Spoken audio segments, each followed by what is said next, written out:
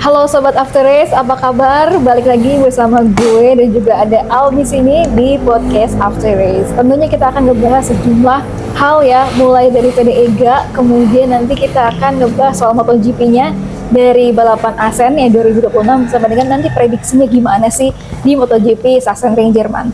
Halo Albi, apa kabar? Halo Sadrina, alhamdulillah kabar baik. Sadrina gimana nih kabarnya? Alhamdulillah sehat-sehat juga. Oke, Bi, ini kan kemarin kita udah nonton bersama-sama gitu ya untuk Moto3 Assen 2026 untuk VDEGA. Nah, sebenarnya gue tuh deg-degan banget ya ketika VDEGA tuh bisa berada di posisi depan gitu, ketika dia bisa nyalip Almansa sampai hari posisi pertama, tapi akhir-akhirnya dia crash gitu. Nah, kalau dari Albi gimana analisis performanya VDEGA gitu ya, kenapa sih sampai bisa crash? Terus udah gitu juga apa yang mesti harus diperbaiki dari VDEGA gitu untuk kedepannya? Oke, jadi kalau misalnya kita tonton Moto3 kemarin ya Drin, di GP Belanda, di sirkuit Assen itu apa ya, dari awal start sampai setidaknya sampai lap ke-8 itu kita dipertontonkan suatu pertunjukan yang sangat-sangat memukau ya, dari semua pembalap termasuk jagoan kita VDEGA Pratama ya kan. Nah, di awal itu VDEGA yang mengawali start dari posisi ke-7 ya Drinnya, itu sebenarnya punya start yang cukup oke. Dia tidak mengalami masalah apapun, dia fight, dan bahkan masuk lap kedua pun dia udah bisa merangsek sedikit demi sedikit ke bagian depan gitu. Nah, berjalannya waktu kita bisa lihat bersama bahwa VDEGA ini udah bisa masuk ke posisi ketiga, terus juga lama-lama bisa masuk posisi kedua, dan bertarung dengan pembalap-pembalap yang bisa kita bilang sebagai top leader di Moto3 saat ini. Ada Max Quiles, ada David Almansa, dan sayang memang Alvaro Carpe ini sempat crash ya, senggolan sama pembalap dari Moto3 lainnya. Dan beberapa lap atau beberapa putaran kita bisa lihat VDEGA tuh benar-benar mencoba untuk fight terus di posisi terdepan, di leading group gitu, di posisi 3, posisi 2, dia ngelewatin Max Quiles dan segala macam. Dan gue melihat di situ ada kepercayaan tinggi dari seorang VDEGA pada saat dia melakukan balapan di Assen kemarin. Ini tentunya modal dari balapan sebelumnya, Drin. Ketika dia kan sudah bilang dia nggak mikirin ban apa segala macam, pokoknya push aja terdepan, dan dia membuktikan hal itu bisa terjadi lagi gitu. Nah, dia juga kalau misalnya gue lihat memanfaatkan slipstream yang dilakukan dari pembalap yang ada di depannya gitu.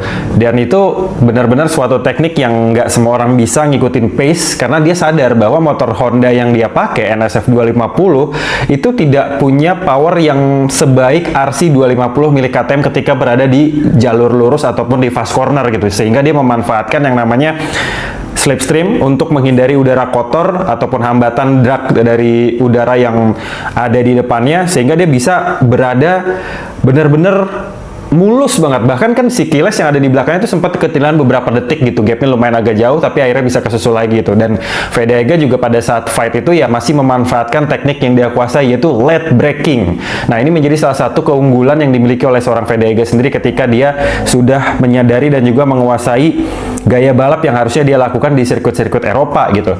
Tapi nahas memang Drin, di posisi di lap ke-8 di tikungan keempat baru banget kita berharap dia bisa mempertahankan posisi.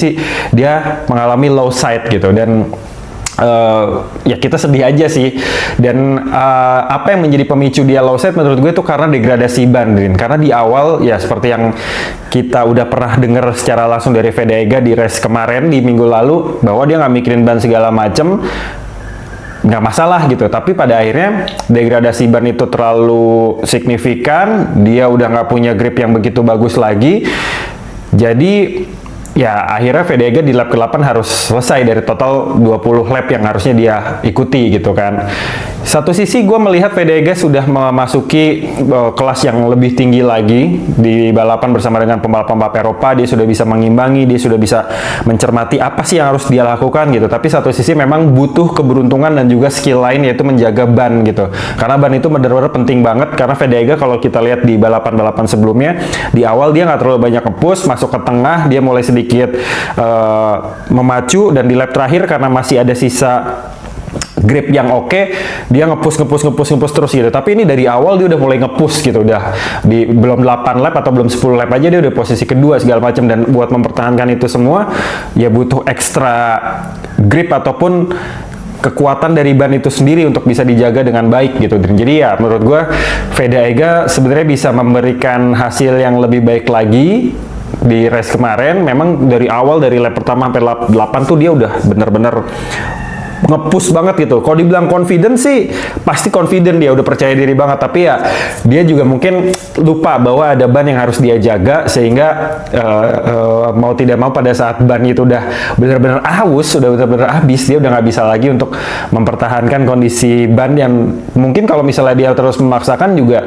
bahaya juga gitu, dan dia akan terus-menerus terjadi perlambatan gitu pada motornya, karena pembalap-pembalap lain ya bisa kita lihat ya masih memaintain gitu. Kayak Max Quiles, kenapa dia nggak terlalu nge-push untuk bisa buru-buru ngejar Vega di posisi terdepan juga menurut gue juga karena melakukan perhitungan dari penggunaan ban itu sendiri gitu. Jadi menurut gue itu yang jadi salah satu faktor kenapa Vega bisa push di depan, dan pada akhirnya dia harus menerima kenyataan dia mengalami crash karena bannya udah aus lah istilahnya gitu, degradasi gitu, Drin.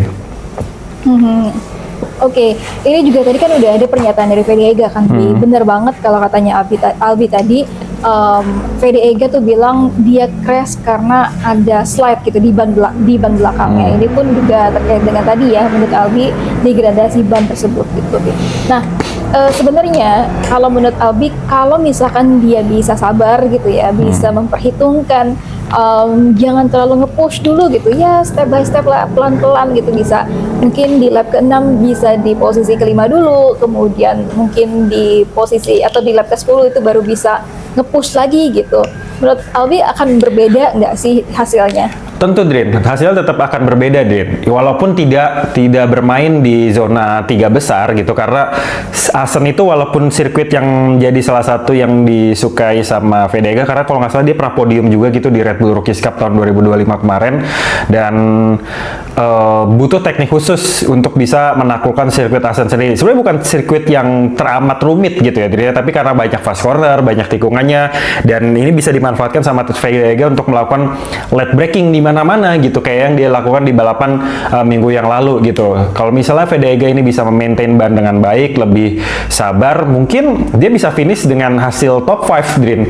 Tapi ya mungkin ada ambisi lain dari seorang Vega gitu, apalagi kemarin kan Hakim Danis yang jadi saingannya dia juga dari Asia Tenggara itu berhasil mendapatkan podium pertama. Itu pasti ada rasa buat kayak, wah, gue harus bisa nih di sirkuit-sirkuit yang udah pernah gue taklukkan gitu. Pasti ada rasa kayak gitu. Apalagi dia seorang remaja 17 tahun, semangatnya berapi-api, wajar gitu. Dan dia nggak punya rasa takut gitu, Drin, untuk melakukan semua hal yang dia pikir dia bisa lakukan gitu. Dan itu menjadi salah satu sebenarnya modal yang oke. Hanya saja memang perlu ada pengalaman yang lebih banyak, dalam arti setiap sirkuit punya karakter berbeda, setiap momentum juga punya cerita yang berbeda, sehingga dia harusnya bisa memanage atau wait and see gitu, kira-kira gue bisa nge-push sejauh mana gitu. Dan tapi ini wajar, Drin, karena seorang Marc Marquez pun pada masa mudanya dulu juga melakukan hal yang sama. Dia terus mencari limit di mana dia bisa berhenti, di mana dia bisa terus melaju, di mana dia harus berhati-hati gitu. Kalau misalnya kita nggak mencari limit kita nggak pernah tahu diri kita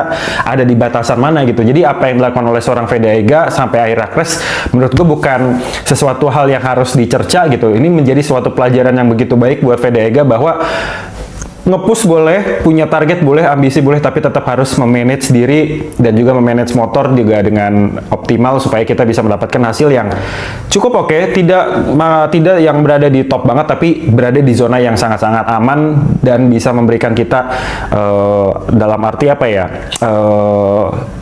pengelolaan untuk berada di klasemen yang aman dulu, baru ntar di menjelang akhir, wah, nge-push deh kayak gitu. Gitu sih, Drin.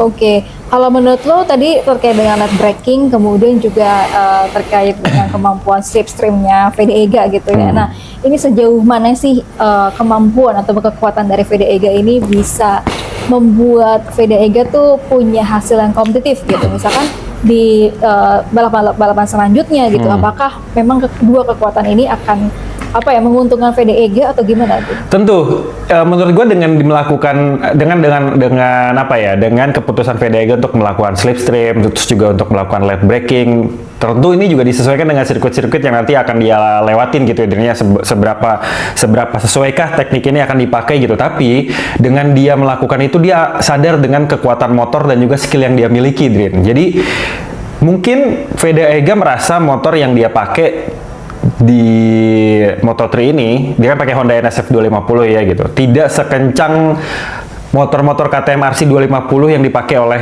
sejumlah pesaingnya gitu, karena bisa dibilang mayoritas motor yang ada di Moto3 saat ini itu paling banyak KTM RC di 250 dibandingkan dengan Honda NSF sendiri yang jumlahnya kalau nggak salah ya nggak nyampe 10 unit deh, 8 apa berapa gitu kan. Sedangkan lainnya tuh KTM RC 250 yang punya torsi gede gitu, dan ketika dia berada di lurusan, kalau misalnya diadu antara NSF 250-nya Honda dengan RC 250-nya KTM, itu kelihatan gap-nya seperti apa, Drin. Nah, tentu ini menjadi salah satu hal yang dicermati oleh VDEGA dan juga timnya dan juga mekaniknya. Jadi ada beberapa settingan-settingan yang mungkin disesuaikan, kayak misalnya, oke, kita kalah di lurusan, tapi kita ketika masuk cornering kita bisa melakukan late braking, berarti ini pengeremannya harus seperti apa, bukaan gasnya seperti apa ketika kita harus exit corner supaya tidak menyisakan celah untuk disusul oleh pembalap yang ada di belakangnya yang kebetulan pakai KTM kayak gitu. Jadi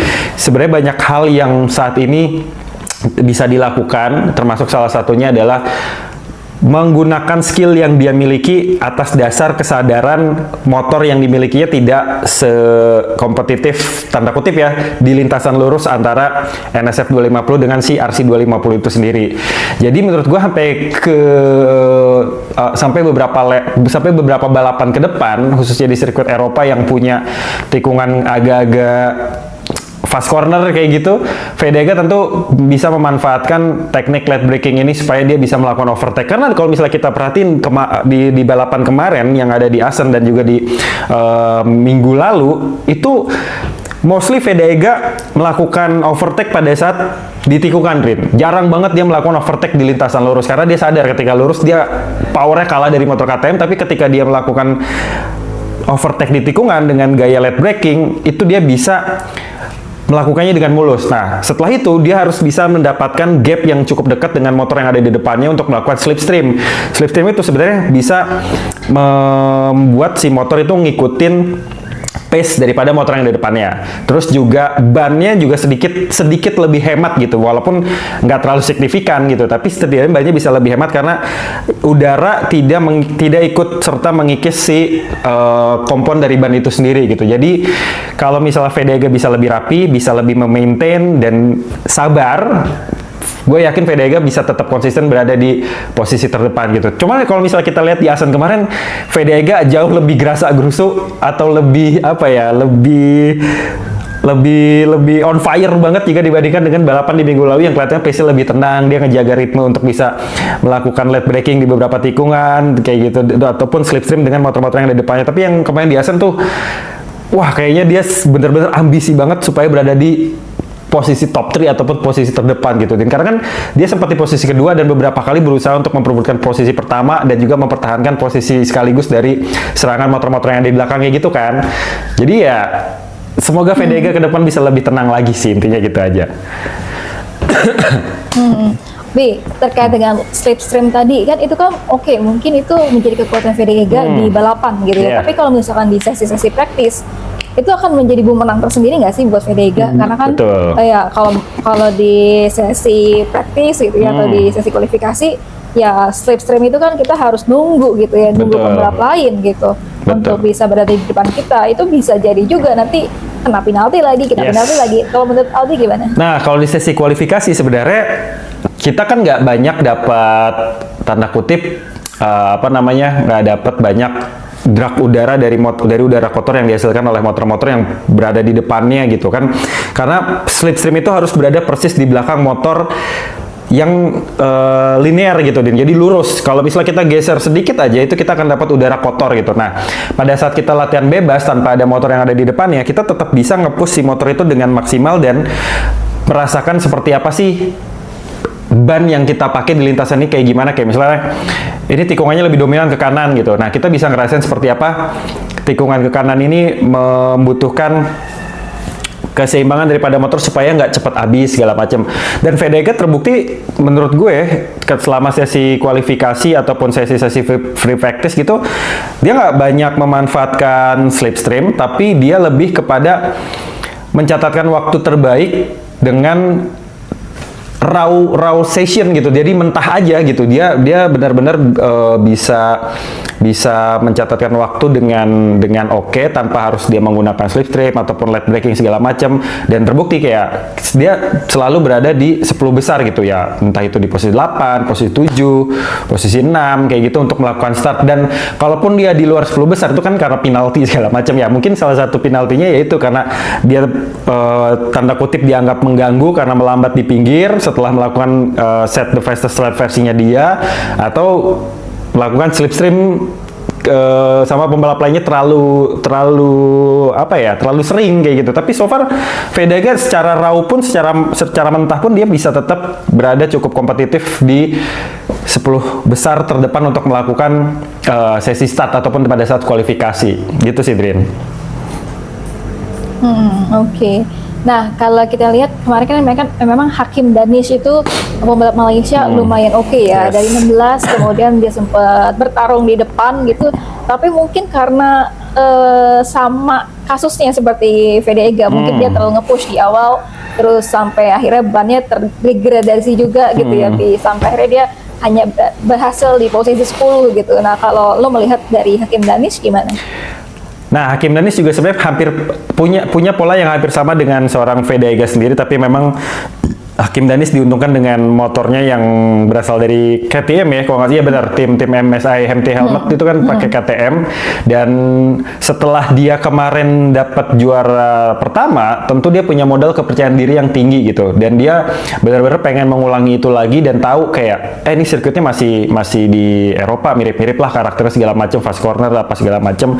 Dan gue yakin seorang Hakim Danish punya semangat yang sama gitu dengan apa yang dia dapatkan di race pekan lalu gitu ya. Tapi memang sayang sekali dia tidak bisa berada di posisi terdepan ya. Tadi saya udah jelasin bahwa dia mengalami degradasi ban juga kan ya. Ini tentu harus jadi pengalaman ataupun pelajaran bagi pembalap-pembalap yang punya ambisi tinggi, sebisa mungkin bisa mengontrol bannya seperti apa. Boleh sih nge-push dari depan gitu, tapi setelah itu sebisa mungkin memaintain si bannya supaya tidak cepat habis itu seperti apa, walaupun dengan resiko dia akan kesusul oleh pembalap-pembalap yang jauh lebih dominan, yang punya motor dengan powernya lebih oke, torsinya lebih oke ketika dia keluar tikungan. Dan jadi seorang pembalap itu emang nggak mudah, Drin. Jadi ketika kita di belakang, kita dituntut untuk bisa ngejar di depan. Ketika kita udah di depan, kita juga dituntut untuk bisa menahan laju serangan-serangan dari pembalap yang lain. Tapi di satu sisi juga kita harus memaintain kondisi kita secara fisik dan juga motor kita secara spesifikasi itu seperti apa gitu. Jadi benar-benar pekerjaan berat bagi seorang pembalap, apalagi pembalap-pembalap muda yang tanda kutip jam terbangnya belum begitu banyak dibandingkan dengan senior-senior yang udah ada di Moto2 dan juga MotoGP. Sehingga ya PR buat anak-anak muda ini adalah mengenali seperti apa balapan itu berjalan dan juga mengelola diri dan juga mengelola motor supaya bisa tetap kompetitif berada di depan. Tapi buat pembalap-pembalap kayak Hakim Danish, Vega, Quiles, Alvaro Carpe, David Almanza, Marco Morelli ini udah bisa dipastikan mereka adalah pembalap-pembalap yang saat ini menjadi top di kelas Moto3 sendiri. Mereka jarang banget bisa keluar di 10 besar pada saat melakukan kualifikasi, dan mereka juga sering dijagokan untuk bisa berada posisi depan. Dan kalau misalnya kita ngeliatin responnya daripada komentator itu selalu menganggap bahwa orang-orang ini pembalap-pembalap di kelas Moto3 ini yang tadi gue sebutkan itu menjadi salah satu pembalap-pembalap top yang memang dijadikan sebagai contender atau calon-calon perebut gelar juara dunia untuk Moto3 itu sendiri. Jadi ya berharap mereka terus bisa memberikan atraksi yang bagus dan juga race by race bisa ngasih ataupun bisa mendapatkan pengalaman-pengalaman untuk menambah skill dia dan juga kedewasaan dalam berpikir, dalam memaintain atau mengelola motor dan lain sebagainya. Gitu sih, Drit.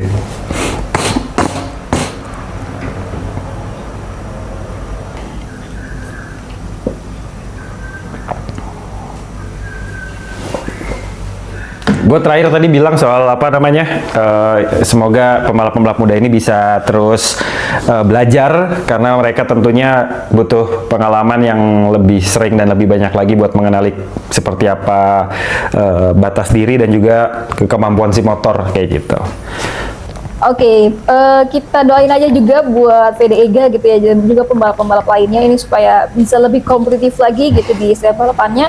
Tapi Bi, ini gimana kalau misalkan di tahun 2028 gitu ya, ada Yamaha ya yang akan juga ini sebagai pemasok tunggal ya untuk Moto3 tahun 2028, dan speknya itu kalau nggak salah di R7 kalau gitu. Nah, kalau menurut Albi gimana nih dengan nantinya di Moto3? Oke, Moto3 2028 dengan rencana Dorna Sport ini akan bekerja sama dengan Yamaha ya, membuat suatu mesin yang akan menjadi mesin tunggal seperti yang ada di Moto2. Sekarang kan Moto2 pakai mesin Triumph 765 cc 3 silinder yang sama rata, jadi semua pembalap menggunakan mesin yang sama. Nah, konsep di Moto3 tahun 2008 juga kemungkinan besar akan seperti itu, Drin. Jadi ini akan seperti one make race gitu ya. Jadi satu mesin tunggal dipakai bersama-sama, tapi tetap akan kompetitif. Karena apa? Karena pertama, si motor ini hanya mesinnya aja yang sama, tapi untuk rangka, settingan, terus juga sumber dana, ridernya seperti apa itu kan pasti beda-beda ya kan, baik itu skill, mental dan lain sebagainya, tentu akan memberikan hasil yang berbeda juga gitu, kayak di Moto2 sekarang kan seperti itu gitu. Walaupun akan ada beberapa tim ataupun beberapa pembalap yang tetap dominan dan tetap akan berada di top 5-nya kayak gitu. Nah, informasi yang gue dapatin sementara ini, kemarin kan ada apa namanya, Paulo Pavesio yang juga udah ketemu sama pihak Dorna Sport untuk membahas ini semua, dan mesin yang akan dipakai ini adalah basisnya dari Yamaha R7 ataupun MT-07. Kalau misalnya anak-anak motor nih pasti udah tahu nih, Yamaha YZF R7 dan juga MT-07 ini sebenarnya salah satu motor yang mesinnya dibuat di pabrik yang ada di Indonesia, Dream. Di pabrik Yamaha ada yang di pabrik Yamaha yang ada di Indonesia, tapi untuk pasar ekspor gitu. Jadi mesin ini adalah mesin 700 cc, 2 silinder cross plan, 270 derajat, itu yang gue tahu untuk motor pasarnya. Jadi dia akan memberikan suara yang khas, suara yang begitu oke, nggak kayak yang sekarang dipakai itu kan 250 cc 1 silinder gitu. Jadi ya suaranya kayak motor-motor yang kita dengar di jalan raya sehari-hari gitu. Sedangkan untuk Yamaha R7 ataupun MT-07 ini punya karakter mesin yang suaranya kalau buat gue pribadi ini enak. Torsi di bawahnya itu bagus karena dia punya konfigurasi cross plane 270 derajat sehingga pistonnya itu meledak di putaran bawah. Jadi pada saat start ataupun pada saat keluar tikungan, ini pembalap-pembalap akan punya kekuatan yang luar biasa cepat banget. Walaupun memang pada saat lintasan lurus, motor-motor cross plane 2 silinder ini nggak se-powerful motor-motor kayak 3 silinder ataupun motor-motor yang menggunakan konfigurasi V gitu ya, entah itu V2 ataupun V4 lah, kayak misalnya di MotoGP. Jadi gue menanggapi ini adalah hal positif, kita akan mendapatkan sesuatu yang baru di kelas Moto3. Power akan lebih gede, terus juga top speed juga tentunya pasti akan bertambah.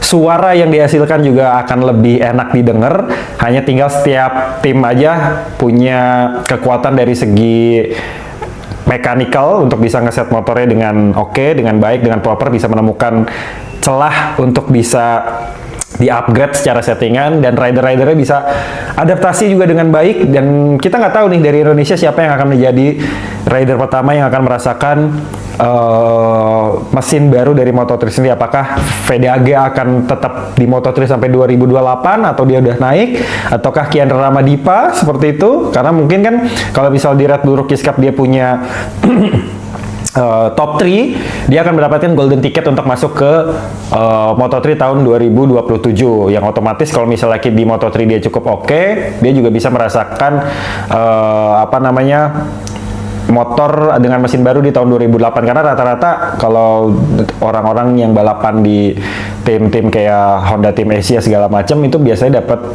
kesempatan 2 tahun gitu ya. Kecuali dia emang udah bagus banget, juara dunia, mungkin bisa dapat promosi untuk masuk ke Moto2 langsung kayak gitu. Jadi gue menanggapi positif apa yang direncanakan oleh Dorna dan juga Yamaha untuk motor yang akan digunakan pada Moto3 ini. Mesinnya gue udah cukup kenal, sehingga ya gue harap ini menjadi suatu warna baru untuk balapan di kelas Moto3 sendiri, yang mana menggunakan motor produksi massal secara mesinnya ya.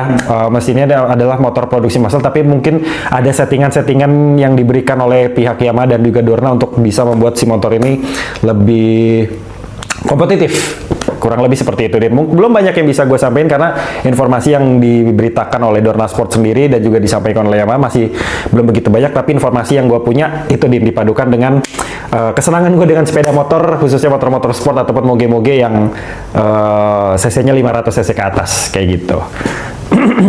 Oke. Tadi Albi sempat menyebut Kiandra Madipa gitu. Nah, kalau kemarin di Red Bull Rookies Cup Asen gitu ya di 2026, di race pertama ini Kiandra Madipa crash gitu, kemudian waktu kemarin hasil di race keduanya itu dia di posisi ke-6 ya. Nah, menurut dari Albi kan kalau di posisi klasemennya dia sekarang posisinya tuh di posisi 6 gitu. Terus tapi kan tadi harus berada di klasemen 3 gitu ya, posisi 3 kalau mau dapetin golden ticket ke Moto3. Nah, kalau prediksinya Albi, Kiandra Madipa ini kan ada beberapa seri lagi gitu ya sebelum selesai. Kalau menurut tuh optimis gak nih Kiandra Madipa bisa di posisi 3 besar?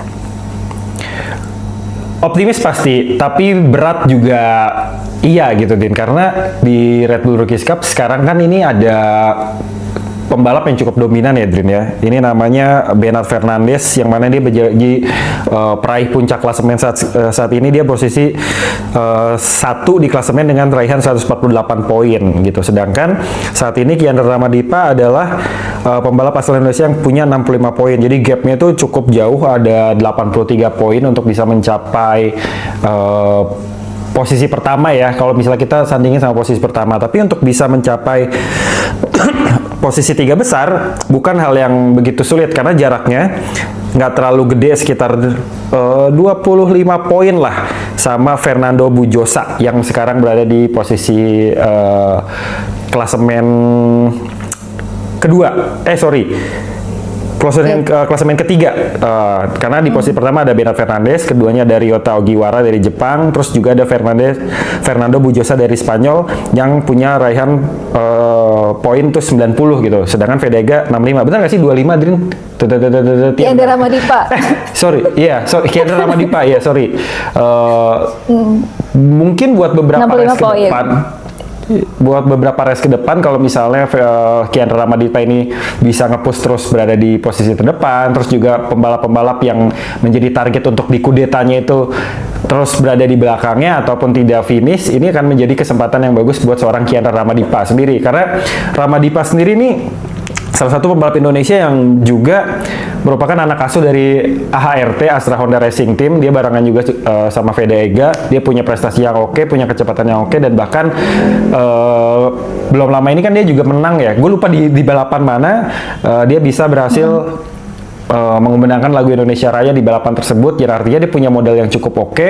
Dia juga balapannya rapih. Nah, ada perbedaan antara Kiandra Madipa dan juga Fedega nih, Din. Kalau Fedega kita lihat di Moto3 dia lebih apa ya? Ambisinya tuh disalurkan lewat movement-movement yang lebih agresif gitu. Sedangkan kalau Kiandra Madipa ini perlahan namun pasti gitu, balapannya lebih rapih. Jadi kalau misalnya diibaratkan Fedega itu seperti Marc Marquez, Kiandra Madipa ini versi Peko-nya gitu pada saat lagi berjaya di Ducati sampai akhirnya bisa meraih dua gelar juara dunia gitu. Jadi karakternya Kiandra Madipa ini benar-benar presisi, balapannya tuh rapi, tenang, perlahan namun pasti tapi bisa berada di posisi terdepan. Sedangkan kalau Fedega itu lebih agresif lah kayak Marc Marquez, jadi kayak gitu intinya. Jadi gue sangat optimis Kiandra Madipa bisa meraih posisi 3 besar, walaupun bukan hal yang mudah untuk bisa mencapai itu, tapi Kiandra Madipa benar-benar punya modal yang oke untuk berada di posisi top 3, dan gue berharap kalau misalnya dia bisa melakukan itu semua, ya tahun depan kita bisa lihat seorang Kiandra Madipa ini masuk ke kelas Moto3, walaupun kita belum tahu ya, karena untuk bisa masuk ke kelas Moto3 kan ada banyak hal yang harus dilewati, mulai dari slotnya ada atau enggak, terus juga keputusan daripada kalau misalnya dia mau di jalur Honda, dia harus melihat dulu apakah Honda Team Asia ini mau menurunkan dua pembalap Indonesia sekaligus, atau ya seperti sebelumnya selalu Jepang terus pembalap Asia lainnya, Jepang pembalap Asia lainnya gitu, atau seperti apa gitu. Jadi ada ruang tunggu yang memang harus dilewati oleh seorang Kian Ramadipa. Tapi kalau misalnya dia bisa menunjukkan potensi yang luar biasa, ya bukan hal yang tidak mungkin Honda Team Asia akan memberikan dua kursi sekaligus untuk dua pembalap Indonesia kalau memang tahun 2027 Vega tetap lanjut di Moto3 dan Ramadipa bisa dapat promosi masuk ke Moto3, atau bisa juga kayak sistem pinjam gitu, kayak waktu pas di Moto2 itu kan Ai Ogura sebenarnya masih punya kontrak dengan Honda, tapi dia dipindahin ke tim lain yang akhirnya dia bisa dapetin gelar juara dunia gitu kan. Sedangkan untuk Honda Team Asia-nya itu diisi ada Mario Aji dan juga Somkiat Chantra gitu kan. Jadi ya bukan hal yang tidak mungkin, hal itu juga bisa dilakukan gitu oleh Honda, dan perjanjian-perjanjian bisnis ataupun B2B yang dilakukan antar tim balap ataupun pabrikan kayak gitu. Ya, kita berdoa yang terbaik aja Drin buat pembalap-pembalap Indonesia kita. Vega di Moto3, Kian Ramadipa di Red Bull Rookies Cup bisa dapat top 3 dan dapat golden ticket untuk naik ke Moto3 sendiri gitu. Oke, tadi kita udah ngebahas soal Vega dan juga Kian Ramadipa, tapi kita akan move ke depan ya, ini terkait dengan MotoGP-nya gitu. Kalau waktu kemarin kita lihat bagaimana performanya Ai Ogura itu keren banget ya. Menurut lo ini karena Ai Oguranya atau karena Aprilia-nya? Karena dua-duanya, Drin. Kenapa Ai Ogura itu bisa dapat promosi ke MotoGP ya? Karena dia punya skill yang oke gitu kan. Dia 2 tahun di Moto2, 2 tahun apa 3 tahun ya? 2 tahun di Moto2 dia pernah dapat runner up, terus juga kemarin juara dunia gitu kan. Terus akhirnya dia dapat promosi untuk masuk ke kelas MotoGP. Dan kebetulan memang selain skillnya dia yang oke, Aprilia jadi tempat bernaungnya dia di tim satelit yaitu Trackhouse juga punya karakter motor yang lagi ya kita bisa lihat bersama ya, sangat dominan gitu. Pada saat kemarin di sprint race yang berada di atas podium Aprilia. Terus kemarin pada saat di main race 1 2 3 Aprilia. Dan beberapa balapan kemarin hampir selalu ada Aprilia gitu di musim 2026 ini ya. Jadi bisa dibilang ini udah terjadi duet maut nih antara pembalap-pembalap yang berada di atas motor Aprilia. Selain memang mereka skillnya juga oke, ditambah motornya juga sedang berada di level tertinggi gitu. Dan bahkan kalau misalnya gue bisa bilang, kemarin pada saat Ducati ini menang di di minggu lalu, itu karena Jorge Martin, Marco Bezzecchi itu lagi nggak ada. Bukan nggak ada. Marco Bezzecchi nggak ada, tapi Jorge Martin juga tidak terlalu dominan gitu kan. Kompetitif, malah Ai Ogura gitu di minggu lalu gitu kan. Nah, lagi-lagi di minggu ini Ai Ogura berada di podium dan malah dapat podium pertama. Jadi ini suatu kombinasi yang sangat oke antara pembalap-pembalap yang ada di atas motor Aprilia dengan motor Aprilia itu sendiri gitu. Ya Ai Ogura benar-benar full skill gitu, dan bahkan Marc Marquez sendiri kan pernah bilang beberapa waktu lalu kalau pembalap-pembalap yang ada di atas motor Aprilia itu ya bukan cuma karena motornya oke, tapi juga pembalap-pembalapnya punya talenta yang bagus dan dapat motor yang lagi bagus banget di musim 2026 ini gitu. Jadi bukan hal yang tidak mungkin Ai Ogura nih akan mengulangi kemenangan yang dia dapatkan di Assen kemarin gitu, Din. Dan bahkan kalau misal kita lihat scale rate-nya, pada saat di pekan lalu dia posisi kedua, dia bisa dapetin posisi pertama gitu. Terus kemarin juga di sprint race kan dia podium juga kan.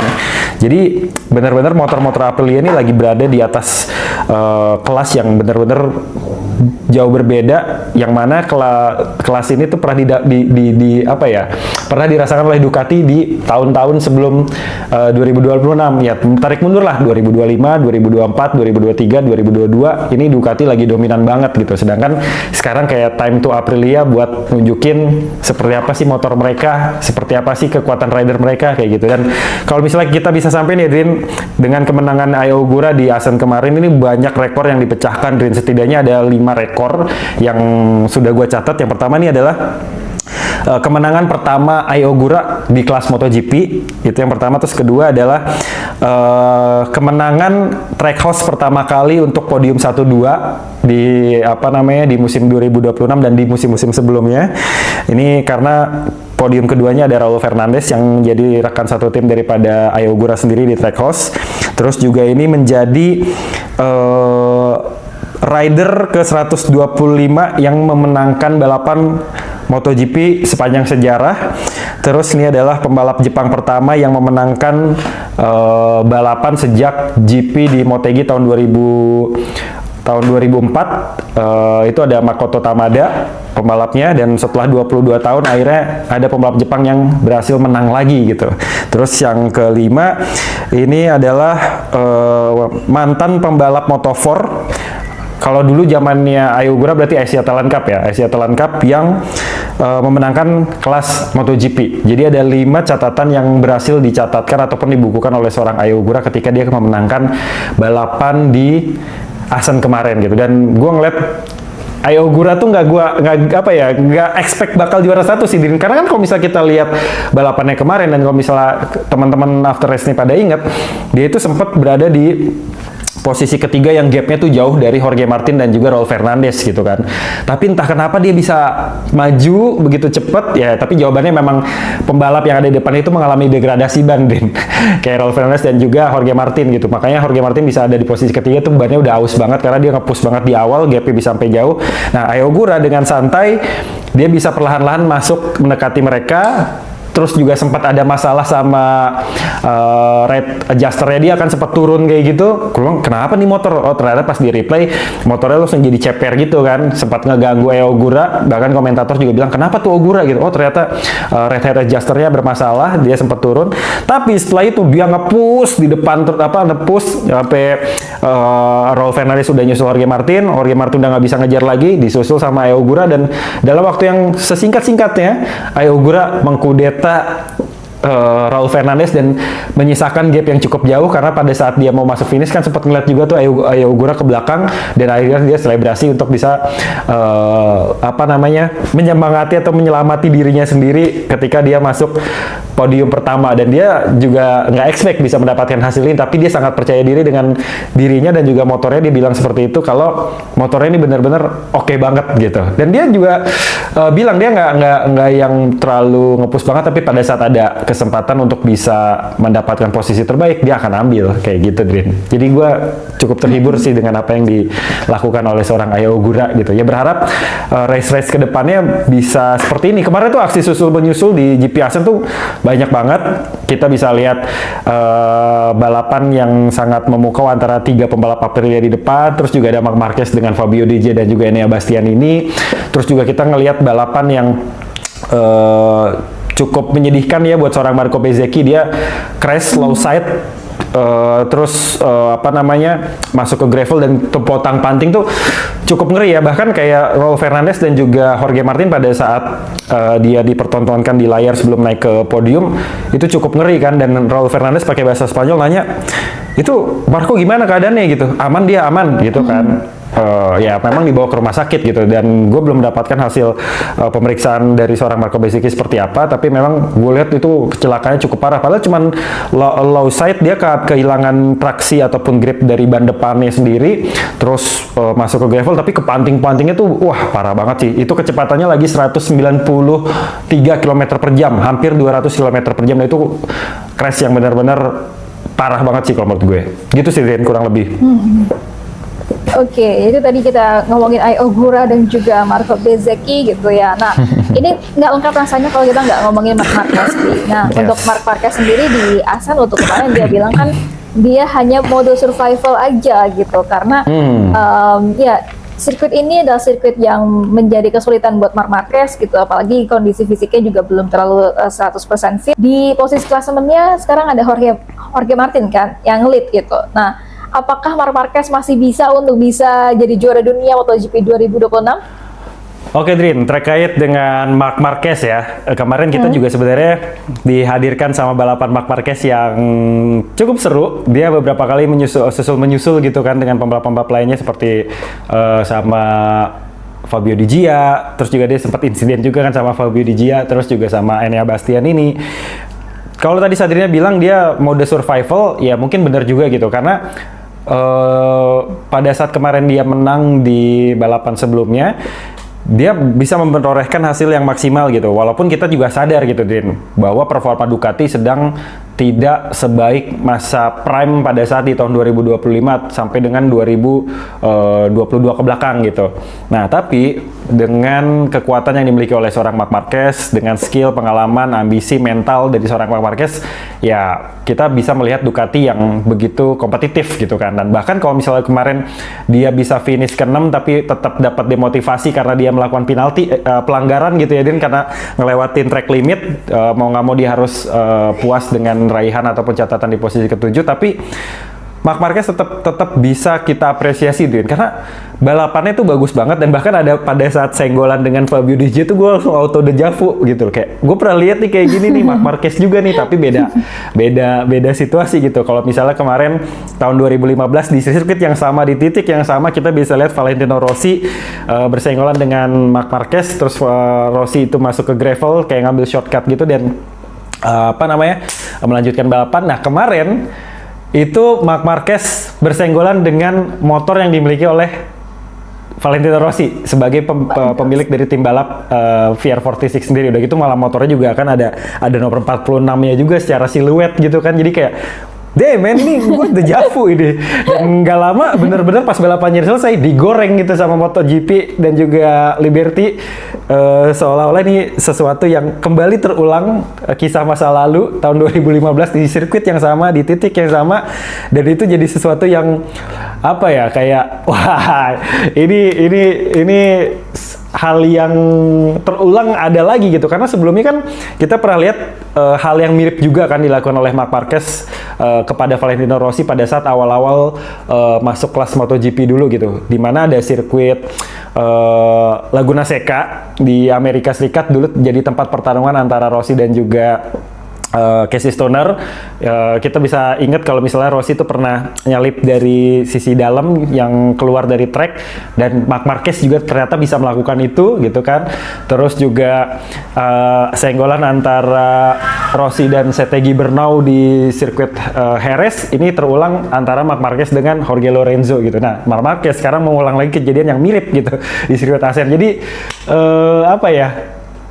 seketika kalau kita ngikutin MotoGP itu dari lama, itu bakal kayak ini mirip sama ini gitu, mirip kejadian ini gitu, kok bisa ya terulang lagi gitu. Dan rider-ridernya itu juga yang tanda kutip masih punya keterikatan gitu, jadi kayak seru aja gitu. Dan kemarin Marc Marquez itu udah mencoba yang terbaik, tapi memang ya kita bisa melihat bahwa Aprilia itu lagi sangat-sangat kuat dan motor Ducati juga tidak sedang dalam kondisi terbaiknya. Jadi ya untuk bisa meraih posisi 5 besar ataupun 10 besar itu udah oke banget gitu. Pecco juga kemarin kan mengalami technical issue juga dari motornya, dan sebelumnya Marc Marquez itu juga sempat dikejar sama Pedro Acosta kan, tapi Pedro Acosta punya masalah katanya sih di arm pump-nya, dia kayak susah untuk menggerakkan lengannya gitu karena masalah otot gitu kan, arm pump kan dari otot.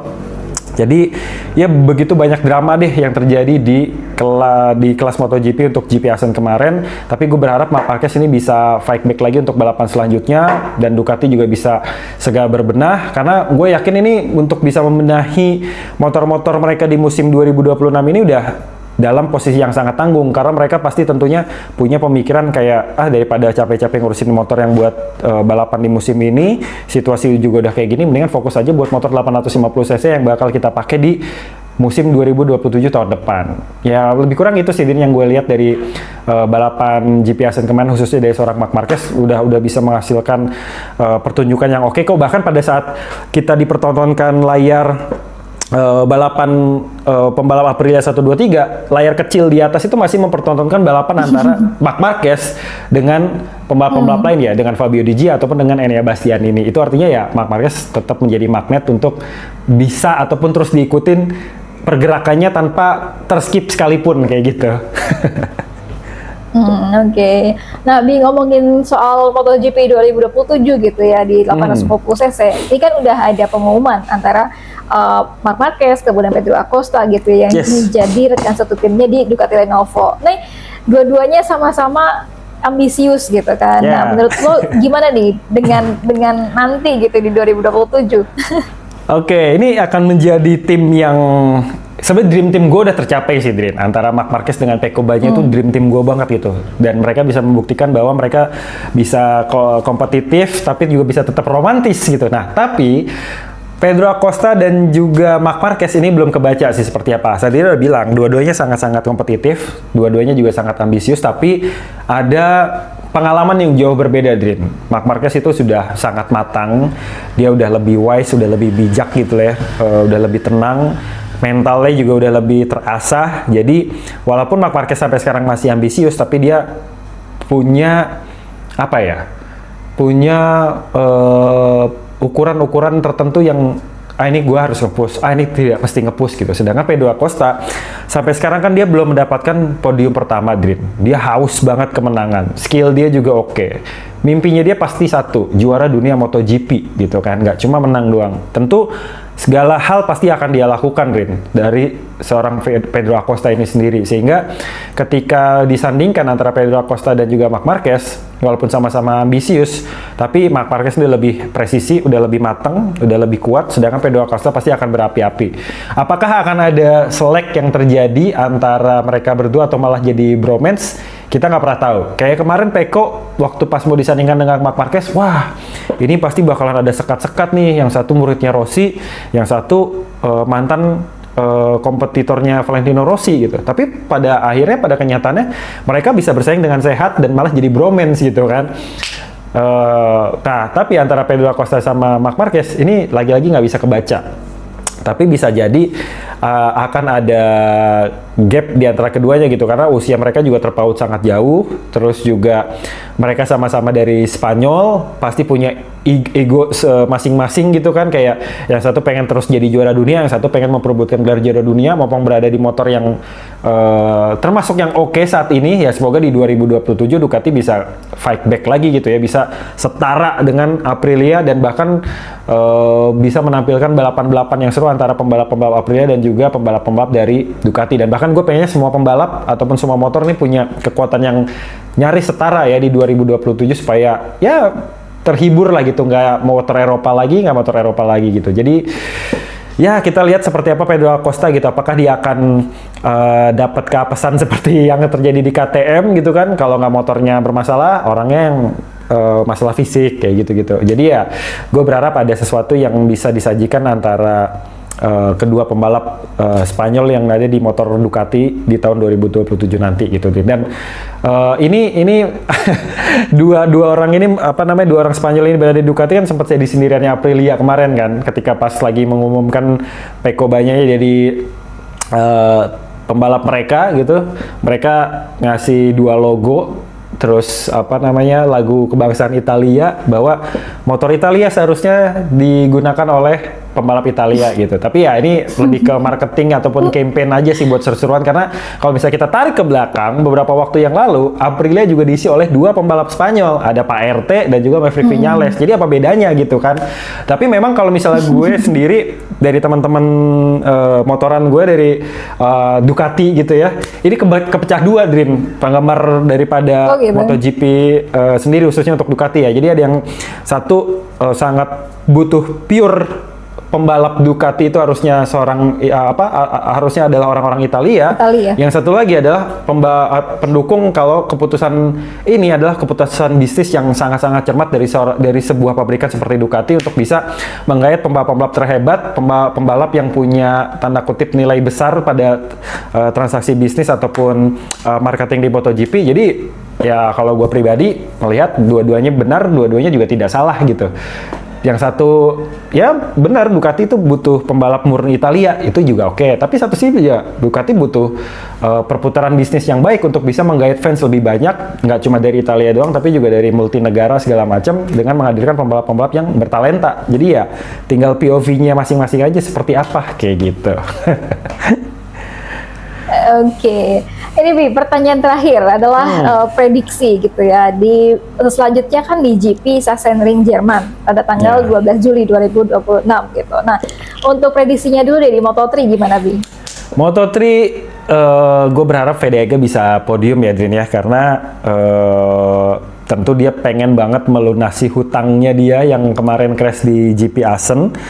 Jadi kalau nggak salah ya, VDG nih pernah podium atau pernah menang deh di Sachsenring waktu pas di Red Bull Rookies Cup gitu. Jadi seharusnya dia punya apa namanya? Punya pengalaman yang cukup Modal, oke di sirkuit ya, punya modal untuk bisa melakukan Sachsenring. Modalnya banyak, jadi pengalaman dia pernah balapan di situ, pernah podium juga, terus juga mau bayar lunas hutang yang kemarin dia mengalami crash di Assen. Ya, gue berharap Fedaga bisa fight dan masuk top 3 lah untuk membalaskan dendamnya kayak gitu. Dan kalau ditaruh posisi, gue berharap Fedaga bisa di posisi ketiga deh. Posisi pertamanya terserah deh siapa, gue nggak peduli. Yang penting Fedaga bisa masuk podium. Itu aja, Drin. Oke, Gitu. kalau untuk MotoGP-nya gimana? MotoGP, oh jelas, Sachsenring harus dipegang sama seorang Marc Marquez, walaupun tantangannya adalah motor-motor Aprilia. Jorge Martin nggak bisa dipandang sebelah mata, dia bisa saja menargetkan hal yang sama. Tapi gue untuk di Sachsenring, gue akan pasang Marc Marquez di posisi pertama, keduanya Jorge Martin, posisi ketiganya semoga Ai Ogura. Itu, Drin. Kalau lu gimana, Drin?